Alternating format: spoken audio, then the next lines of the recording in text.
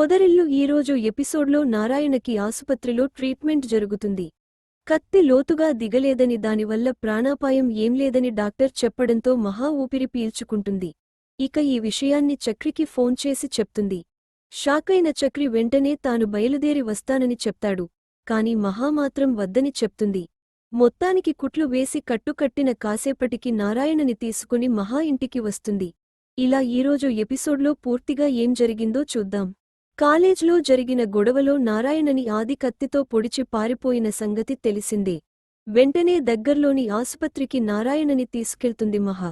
ఈ విషయాన్ని చక్రికి కాల్ చేసి చెప్తుంది. ఇలా గొడవైంది. ఆ గొడవలో కత్తి గుచ్చుకుంది అని చెప్పగానే ఏం మాట్లాడుతున్నారండి? ఎవరికి గుచ్చుకుందని చక్రి టెన్షన్ పడతాడు. నాకు కాదండి, మీ నాన్నకి అని మహా అంటుంది. మా అన్నయ్య కాలేజ్కి వచ్చాడు. నన్ను తీసుకెళ్లడానికి ట్రై చేస్తే మీ నాన్న అడ్డుపడ్డారు. ఆ గొడవలో మా అన్నయ్య చేతిలో కత్తి మీ నాన్నకి గుచ్చుకుందని మహా అంటుంది. అయ్యో, అది గుచ్చుకోవడం అనరండి, పొడవడమంటారు. ముందు మీరు ఏ ఆసుపత్రిలో ఉన్నారు చెప్పండి, నేను వెంటనే బయలుదేరతానని చక్రి అంటాడు. లేదు లేదు, ప్రాణాపాయం ఏంలేదు. డాక్టర్ కుట్లు వేశారు. మేమే కాసేపట్లో బయలుదేరతాం. ఈ విషయానికి పెద్దివాళ్లకి అప్పుడే చెప్పకండి, టెన్షన్ పడతారని మహా అంటుంది. సరే, మీరు జాగ్రత్తగా రండి. ఏమైనా అవసరం ఉంటే చెప్పండని చక్రి అంటాడు. మత్తు ఇవ్వడంతో నారాయణ కాసేపు నిద్రబోతాడు. ఇక చూడటానికి వెళ్లిన మహా నారాయణ చేసిన సాయం, అంతకుముందు తనతో సరదాగా మాట్లాడిన మాటలు గుర్తు తెచ్చుకుని మహా ఎమోషనల్ అవుతుంది. కాసేపటికి మెలకువ రాగానే నారాయణ ఇంటికెళ్ళిపోదామంటాడు. ఇంతలో డాక్టర్ రావడంతో ఎలా ఉంది, ఏమైనా నొప్పి ఉందా అని అడుగుతాడు. కొంచెం నొప్పి ఉంది డాక్టర్, కానీ నేను నడవగలను అంటాడు. అలా అయితే డిశ్చార్జ్ చేస్తాం. కొన్ని మెడిసిన్స్ రాసిస్తా, అవి వాడండి. వారం రోజుల తర్వాత మళ్లీ ఒకసారి డ్రెస్సింగ్ కోసం రావాలని చెప్తాడు. దీంతో సరే అని చెప్పి మహా వాళ్లు ఇంటికి బయలుదేరతారు.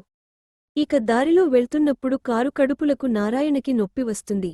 దీంతో డ్రైవర్తో సరదాగా క్యాబ్ని అడుగుతాడు. ఇదే విన్న మన కారు టీ కోసం ఆపించమని డ్రైవర్ని పిలుస్తాడు. ఇదేంటి అమ్మాయి ఇలా టీ షాప్కి వచ్చిందని అందరూ కాస్త తేడాగా చూస్తారు.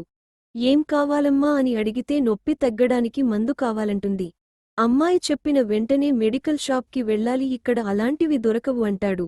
అది కారు కట్టి గుచ్చుకుంటుంది. నార్మల్ మెడిసిన్స్ వస్తే నొప్పిగా ఉంటుంది. అందుకే ఇది తాగితే మాత్రం నిమిషాల్లోనే అంతా. దీంతో షాప్ వాడు ఒక క్వార్టర్ ఇస్తాడు. నొప్పితో అల్లాడుతున్న నారాయణకి ఇదిగో ఈ మందు తాగండని ఇస్తుంది మహా. క్వార్టర్ చూసి నారాయణ షాకవుతాడు. ఇదేంటమ్మా, ఇదెవరు ఇచ్చారని అడుగుతాడు. నేనే వెళ్లి తీసుకొచ్చానని చెప్పగానే కోపపడతాడు. ఏంటమ్మా, నీ ముందు బీడీ తాగడానికి కూడా నేను ఇబ్బంది పడతాను. అలాంటిది నువ్వు షాప్కి వెళ్లి ఇలా మందు తీసుకురావడమేంటని తిడతాడు. సరే అయితే రిటర్న్ ఇచ్చేయనా అని అంటుంది. వద్దు వద్దు, అలా తీసుకోరు. ఎలాగో తెచ్చావ్ కదా, తాగి పెడతాలే అని క్వార్టర్ బాటిల్ లోపలేస్తాడు. దీంతో ఆ మత్తుకి నారాయణకి కాస్త నిద్రపట్టేస్తుంది. ఇక మహావాళ్లు ఇంటికి వచ్చేసరికి బయట నలుగురు అన్నదమ్ములు టెన్షన్గా ఎదురుచూస్తుంటారు. నారాయణని అలా చూసి మాధవ బాధపడతాడు. కుర్చీలో కూర్చోపెట్టగానే చక్రి, కేశవ ఇద్దరూ మహామీద కాస్త కోపపడతారు. చెప్తే వినాలి. చూసారా ఇప్పుడు ఏమైందో? మీరెవరో అంటూ చక్రి సీరియస్ అవుతాడు. అయినా చెప్పేవాళ్లు వెర్రివాళ్లు అనుకుంటుందా అని చక్రిని చూసి అంటాడు కేశవ. ఆ తిట్టేది ఏదో నన్ను చూసే తిట్టొచ్చని మహా అంటుంది. మొత్తానికి అక్కడ ఏం జరిగింది, గొడవ ఎలా అయింది ఏంటి అనేది మహా అందరికీ చెప్తుంది. ఇంతలో నారాయణ కొడుకుల్ని తిడతాడు. రేయ్, ఏంట్రా ఇంత చెట్టంత మనిషిని కట్టుకొని ఇలా వస్తే నాకు ఎలా ఉంది? కత్తి ఎన్ని ఇంచులు దిగింది? నొప్పిగా ఉందా అని నన్ను అడగకుండా పాపం ఆ అమ్మాయి మీద కోపపడుతున్నారు. అసలు మీరు నా పుత్రులేనా అని నారాయణ వెటకారం ఆడతాడు. దీంతో మాధవ నారాయణ పక్కనే కూర్చొని, నాన్న నొప్పిగా ఉందా? నీకు ఏమైనా జరుగుంటే మేము అమ్మానాన్నలేని అనాథలం అయిపోయేవాళ్లమని కళ్లల్లో నీళ్లు పెట్టుకుంటాడు. రేయ్ పెద్ద పుత్రా, అంత లేదురా. నా బాన పొట్టే నన్ను కాపాడింది. కొవ్వు ఉండటం వల్ల కత్తి లోతుగా దిగలేదని నారాయణ సరదాగా అంటాడు. ఈ సీన్ చూసి మహా అందరికీ సారీ చెప్తుంది. నన్ను అందరూ క్షమించండి. మీ మాట వినకుండా నేను వెళ్లడం తప్పే. మా అన్నయ్య ఇంత పని చేస్తాడని నేను ఊహించలేదు. నా వల్లే మీకు ఇలా జరిగిందని మహా అంటుంది. ఈసారైనా చెప్తే వినండి. మీరు ఎక్కడికి వెళ్ళినా నేను వెంటొస్తాను. అప్పుడు ఎన్ని గొడవలు జరిగినా మీమీద ఈగ కూడా వాలనివ్వలేదు.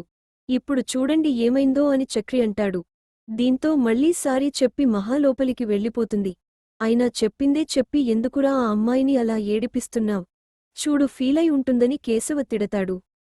ఇక నారాయణ లేచి ఆరుబయట మంచం మీద కూర్చుంటాడు. ఇంతలో నలుగురు కొడుకులు వచ్చి నిల్చుంటారు. కేశవ కోపంగా ఉండేసరికి మాధవ ఏంట్రా అలా ఉన్నావని అడుగుతాడు.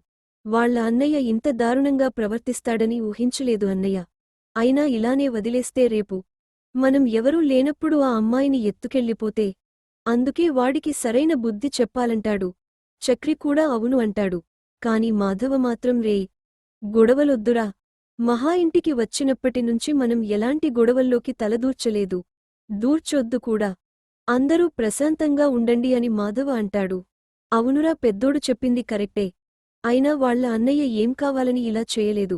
నేను అడ్డుపడేసరికి ఆ కంగారులో పొడిచేశాడు. కోడలు పిల్ల మీదకెళ్లేసరికి పిరికోడు పారిపోయాడని నారాయణ అంటాడు.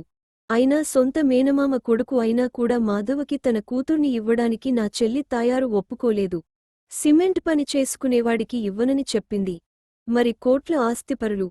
విదేశాలకి తన కూతుర్ని పంపిద్దామనుకున్న ఒక్కగానొక్క కూతురు. ఇలా మన అడ్డగాడిదతో వచ్చేస్తే వాళ్ల నాన్నకి కోపం రాదా? ఎంత కాదనుకున్నా వాళ్లు తన అన్నయ్య, నాన్నలు కదా. మీరు ఏం మాట్లాడకండి. ఆ అమ్మాయి బాధపడుతుందని నారాయణ అంటాడు. సర్లే కాని నాకు ఒక క్వార్టర్ తెచ్చి ఇవ్వండి తాగేసి పడుకుంటా అంటాడు. అలాంటివేం కుదరవని కొడుకులు అనడంతో మీకంటే నా కోడలే నయంరా. దారిలో క్వార్టర్ కొనిచ్చిందని నారాయణ అంటాడు. ఇది విని అందరూ అవాక్కవుతారు. కాసేపటికి మహాకి ఫోన్ చేస్తుంది వదిన హారిక. లిఫ్ట్ చేసిన వెంటనే ఏంటి అని కోపంగా అంటుంది. ఏంటి మహా అంత కోపంగా ఉన్నావని అడిగితే నువ్వు ఫోన్ ఎందుకు చేశావో నాకు తెలుసు. ఏం జరిగిందని తెలుసుకోవడానికే కదా అని మహా అంటుంది. అవును మహా. అయినా నాకు చెప్పకుండా నువ్వు ఎందుకు కాలేజ్కి వచ్చావని అంటుంది. చెప్తే ఏం చేసేదానివి? నాతో పాటు వచ్చేదానివా? నేను వెళ్తేనే మీ ఆయనకి తెలిసింది. నువ్వు వస్తే తెలియదా? అప్పుడు నిన్ను బతకనిస్తాడా? అయినా వాడు ఈ మధ్య ఒక రౌడీలా మారిపోయాడులే అని మహా అంటుంది. ఏంటి మహా? కాలేజ్లో ఏదో గొడవ జరిగింది. నీతో వచ్చిన వ్యక్తి రూడ్గా బిహేవ్ చేశాడని ఆయన చెప్పారు అంటుంది.